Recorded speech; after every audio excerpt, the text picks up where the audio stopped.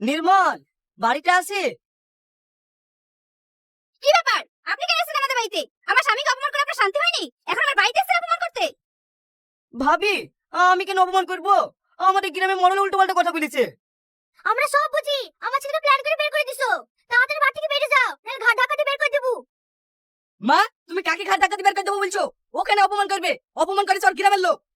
দেখো গা, গ্রামে কান পাতে জো নাই, সবাই তোমার বন্ধুর নামই করছে। কে কি বলছো? ও দেখে আমার লাভ নাই। আমাদের বন্ধুত্ব সারা জীবন থাকবে। এই শফিক, ভেতরে আয়।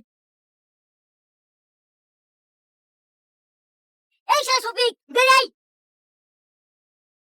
কি ব্যাপার আপনারা? তোমার স্বামীকে সাবধান করেছিলাম ওই নির্মল সঙ্গে মিশতে, আর ওকে কাল নির্মল বাড়ি গ্রেফতার করে এসেছে। না না মরে সাহেব, ও কাল গ্রেফতার করতে যায়নি তো।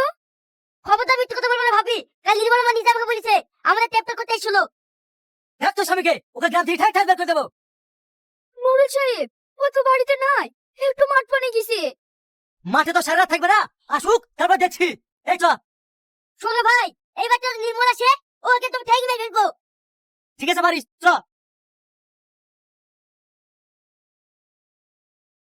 ওগো, মোর সাহেব কি বললো? তোমার কি লজ্জা লাগে না? আমি তোমাকে বারবার বারণ করি ওদের বাড়িতে যাইও না যাইও না, আমার কথা তো শুনবে না। এখন সব গ্রামের লোক খেপে গেছে। তুমি তাড়াতাড়ি বাড়ি থেকে পালিয়ে যাও, নাহলে তোমার ঠেকে মেরে ফেলবে। এই বিশু নির্মল নির্মল করছিল, ও ওর নামে কি বললো? নির্মল যদি আমাদের বাড়িতে আসে ওকেও ঠেকে মেরে ফেলবে। আমি নির্মলে কোথাও যেতে দেবো না।